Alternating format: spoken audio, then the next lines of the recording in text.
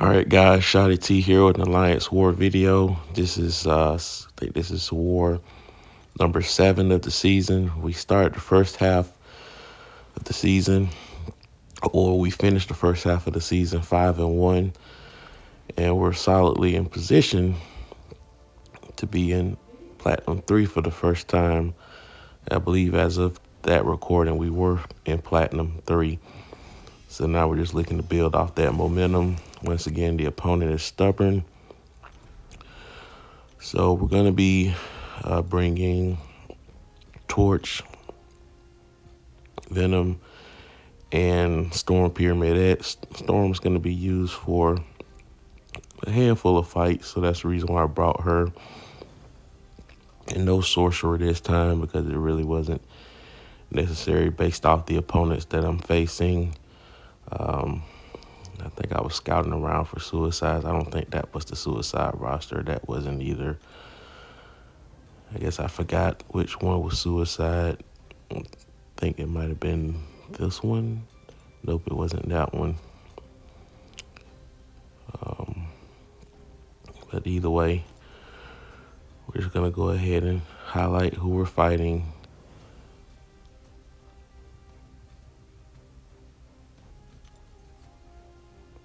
And there will be one fight that I totally mess up on, and you'll see that one. And it was just a mental fart, really. I had no chance in that fight based on who I brought, but you'll see it.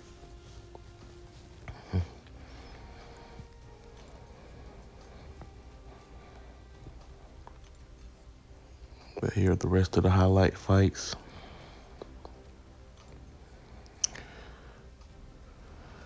And unfortunately, one of the fights is not going to get recorded, and I'll just explain it when it gets there.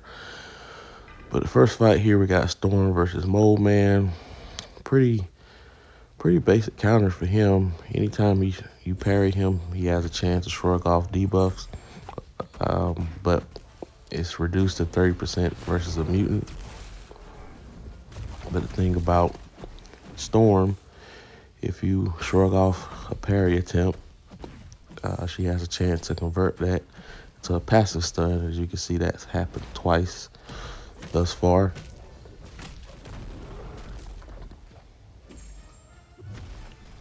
So we're going to go ahead and apply the passive fury there. Just melting this guy down. We got a little nice intercept. And that fight is done, so off to a good start. All right, next fight, we're going to also bring Storm Pyramid X versus Vision Arcus. Because she is, in her ice form, she is immune to cold snap damage. So that way I don't have to worry about taking that damage when I'm close. And the armor breaks actually apply, give me a chance to heal. So really the only thing I'm managing is the power gain, which can be tricky. But what I'm doing is, because he's stubborn, I'm just gonna block his heavy special attacks because the armor breaks are healing me at the same time. I should have knocked him down first before I launched that SB2 in hindsight. Probably would have killed him. But we're chugging right along with this fight. Block that there once again.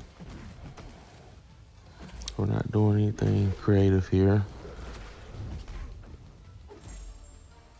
And even with his tenacity, when he shrugs off the parry, he also gets passive stuns. That's where I really like Storm Pyramid. Anyone that has tenacity or they shrug off stuff, they're just gonna turn it to a passive stun. So now this next fight here, I kind of got a little ahead of myself with Storm Pyramid X because yes, on paper I was thinking, okay, I can just burst them down with Storm, but I forgot one little thing about facing Apocalypse. When you face a mutant, he automatically gets 4 charges and he's stun immune. So, and then if you top it off with this particular fight, he has unblockable, unstoppable heavies. So really, this ended up being a terrible matchup. So really, the only chance I really have is to like intercept every single time. It's just, of course, it's not perfect to do that. So first of all, I have to get myself out of the corner. And for some reason, I decided not to take that full damage there. So the idea, if I can shallow evade and bait a double medium, I can attack that second medium. That's really the only chance I got in this fight, but it just didn't happen. I was hoping that I could do that there, basically block the SP1 and punish it that way, and hope that I kill him before he kills me, basically. And he has recoil, so that helps a little bit. And so we're making some progress. It's just that of course, I made a mistake, and I guess I kind of got flustered with the fact that I can't stun him. So because it is a stun immune fight, by the way. And for some reason, I decided not to block his last hit, and then he hit me into his block with a light attack, and it stunned me. So it's just, yeah, the fight probably didn't have the best counter for him based off my attack group. Because Human Torch, essentially, he becomes Incinerate immune at one point. And I didn't have any slow champs with slow. And once again, he hit into my block. And so right now, we're just playing survival of the fittest, literally. I mean, I know that's his Awaken a title name.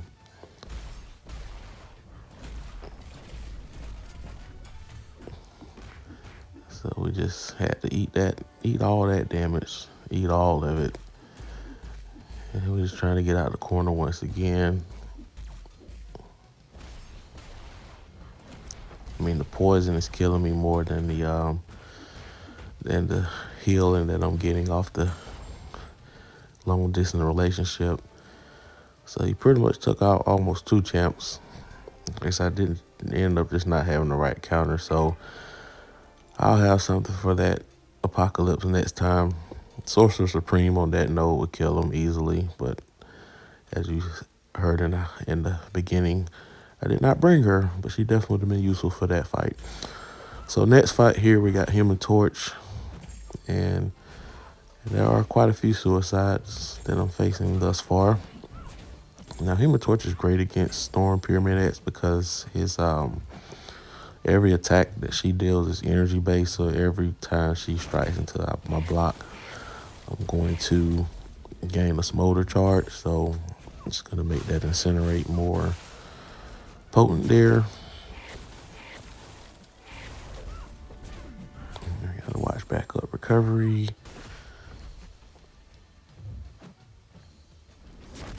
Definitely don't want to push her to an SB2.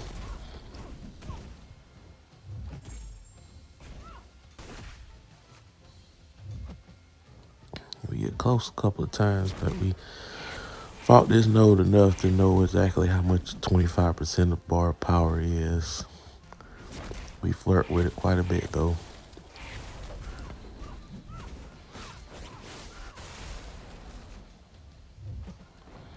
And there we go.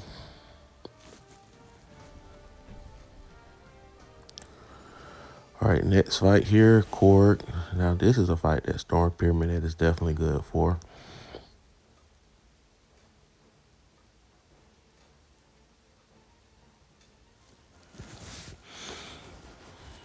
Guess we're just waiting.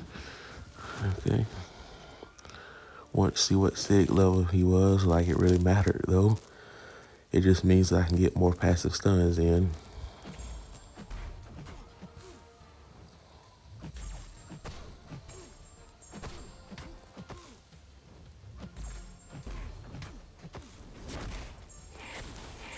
Of course, you guys have seen this fight a few times now to know the outcome. But still like to play it at normal speed. So that way, in case you haven't saw the other videos, if this is your first war video that you've seen me fight Storm Pyramid X on this node, This is basically what I do every single time. I don't bring her every time I see a Korg on this node because sometimes the champs that I have on my path may call for someone else. 'Cause I have a handful of people that I can use against Korg on this node that I can still make it work and also be able to handle the rest of my path and maximize coverage of the mini bosses.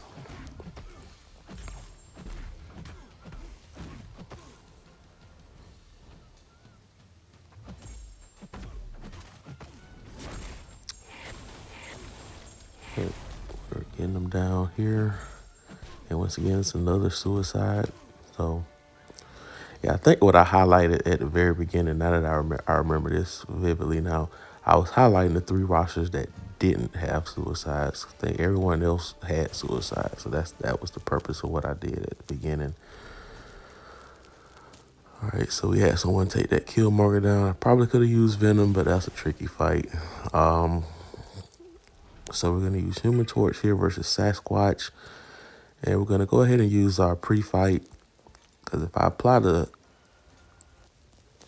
Incinerate debuffs on this particular node, he gains more attack. But if it's Nova Flames, then that doesn't count as a debuff. It counts as a passive. So there's no added attack. So we need to get an intercept in there, which we do. So we'll watch him melt even more now. And we need to get a block there.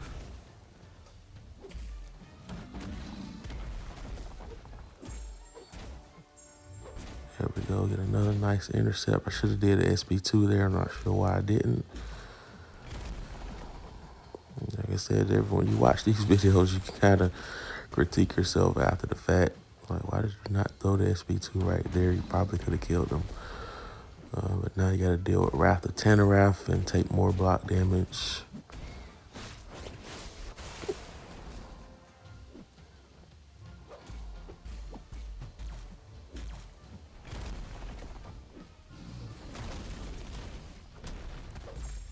And then he parried me there. I was a little late retaliating off his SB2. So this is all damage taken after I did not decide to throw my SB2 earlier. Because I had that passive fury active at that point too. So little things add up. Now he's regenerating, but Human Torch, that's just reversing all that regeneration. So he can heal right ahead. All that's doing is killing him. And unfortunately, he got stubborn. But we killed him there. Or he killed himself. Alright, so next fight is going to be Guardian. Now, this is the first time facing Guardian on this node.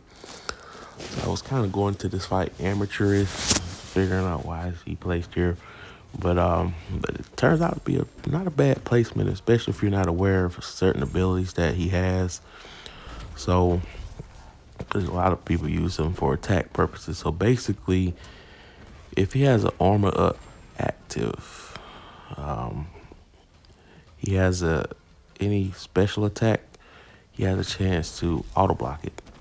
And now you can see there, the first time I threw my SB1, he didn't auto block it. I guess because he was still stunned, and I had the like petrify mastery, not petrify, but the pacify mastery active. And of course, his armor was in. Really, I'm not sure really. I think I was able to just take his armor off pretty easily without even parrying him. So I guess it's just something else I have to read into.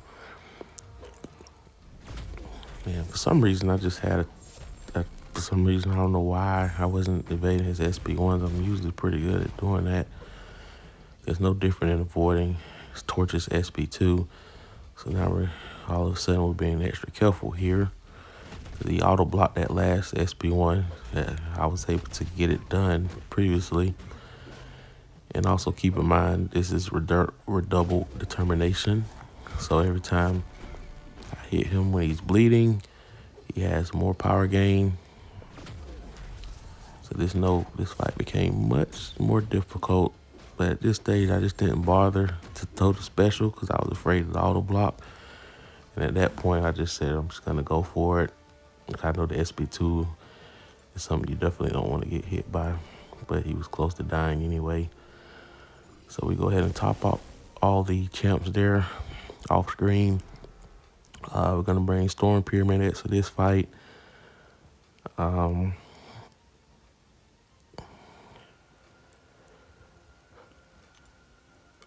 We're not necessarily boosting for this fight, just for the fights that I have coming up. So I have full energy, so I can just go straight into those fights afterwards.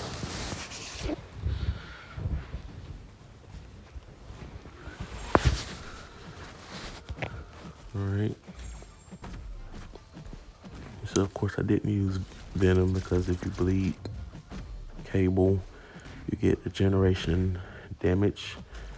And Torch I've already used his pre-fight, so if I use Incinerate, it's gonna gain extra power. So Storm was the last option. So now we're gonna try to get an intercept here and throw the SB2. Deal some good damage. Here we go. Let's see if we can finish him off. Not quite.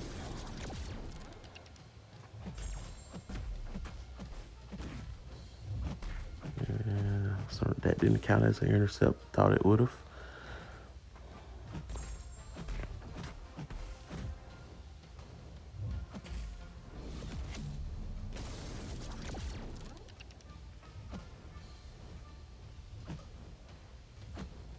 Trying to get another intercept set up while also healing myself off the crumbling armor.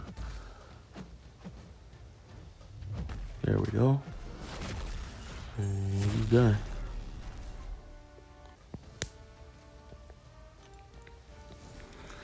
All right, next fight here we got Nick Fury with Venom. Now, as you see, we got 6 hours left in the war, so we got plenty of time, right? But let's see.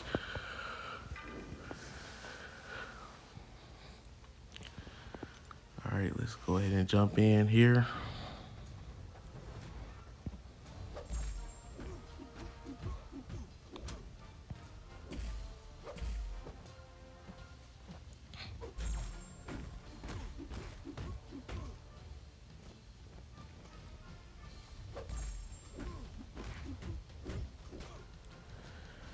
So the idea against Nick Fury when you're fighting with a non-mutant is basically treat his tactical charges like the same way you would treat Thing with his rock stacks. So that way, if you want to try to time your combos, where if you can push him over that threshold where he's unblockable, while you're doing your combo or your special attack. And kind of got gutted there with the light attack.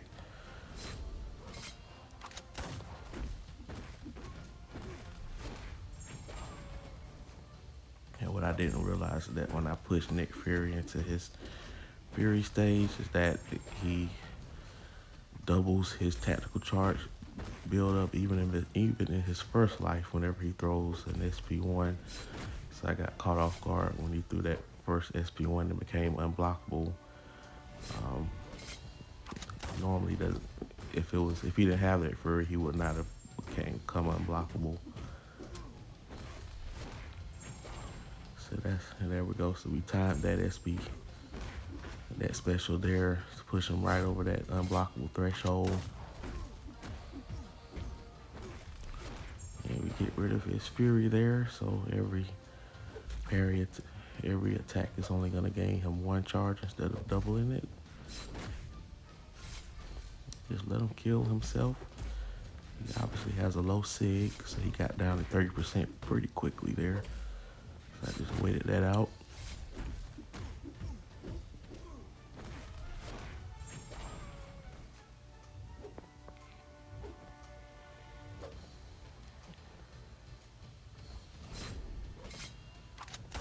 And of course we had all those stubborn charges where I was able to dex without him going stubborn himself.